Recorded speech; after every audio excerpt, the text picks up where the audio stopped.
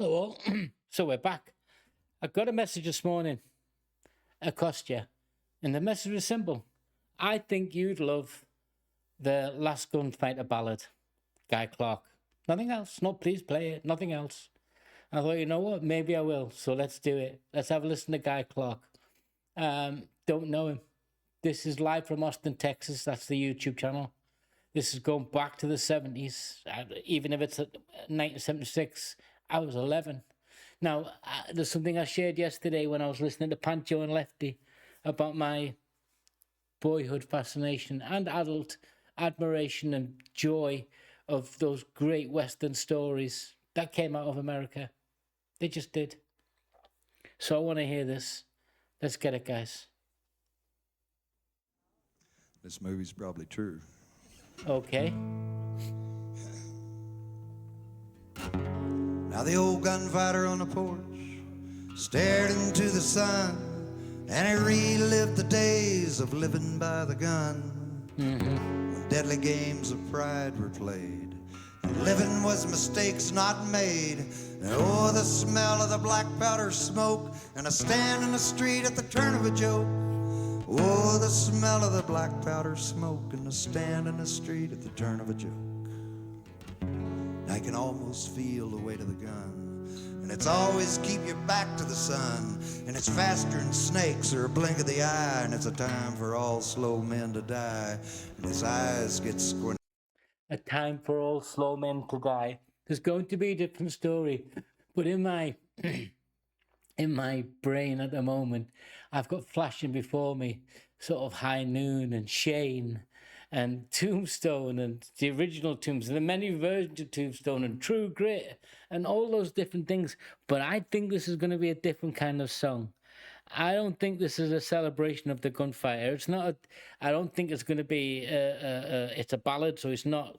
It's not some 19. It's not some 2026 scathing political assassination of America's history in the West. No, I don't see it as that. I don't think so. But that's the image. And it was when I was a kid and I was reading Louis L'Amour. And I think the first book I ever read that was Western oriented was a book called Cheyenne Express. And I can't even remember who it was by.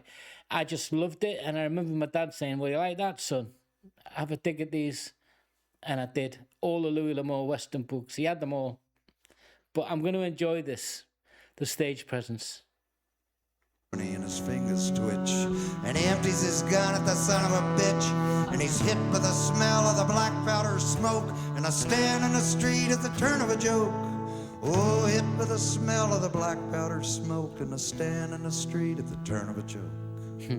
Now the burn of the bullet is only a scar, and he's back in his chair in front of the bar, and the streets are empty and the blood's all dried, and the dead are dust and the whiskey's inside. No. So buy him a drink and lend him an ear.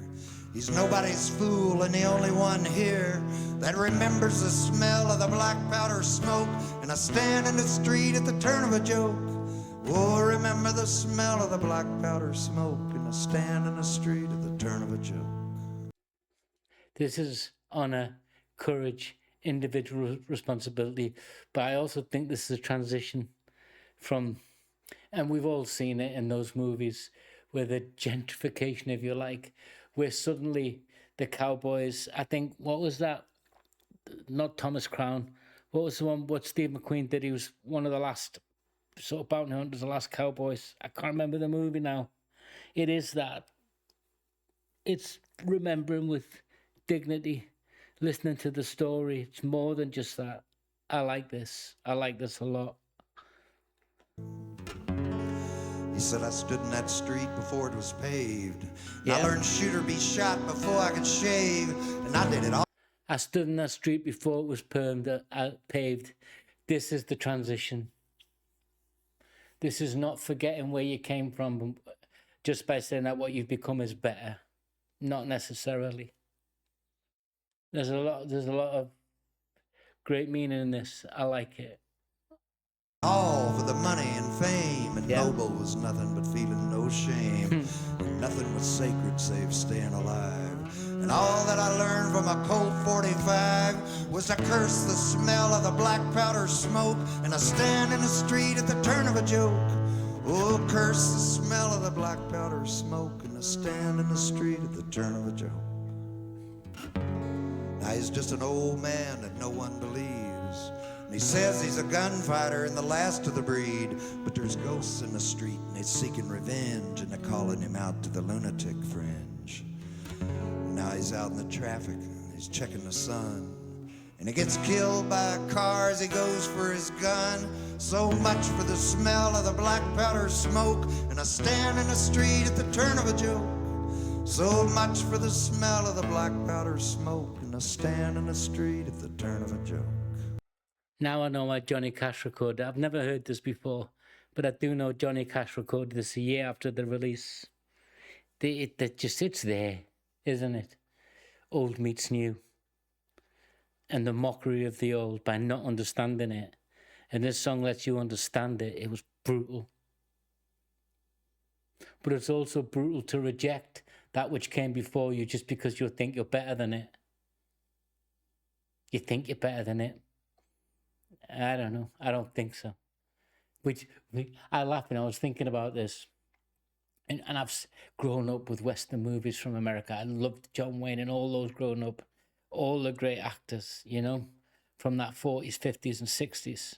And even including the gangster movies where, you know, you would deem it to be inappropriate. Angels with Dirty Faces and Top of the White Heat and all of that. And then later in the 70s when you get the sort of the more violent depiction with the Clint Eastwoods and the For a Few Dollars More, it's all iterations of the same story. Do we really think just because we've got a car we're better than a gunfighter? I don't think so. And this song makes me ask that question of myself. I'll let it finish now, guys.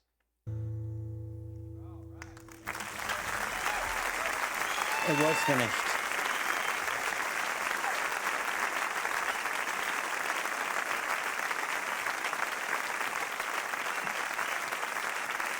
Here's a little song about moving west in the late 1800s, and a song about my family, actually, as best I remember it. And after I wrote this song, I was kind of going over it and admiring it, thinking about it, and an analogy occurred to me. It's kind of like old field hippies having a kid grow up straight on them, you know?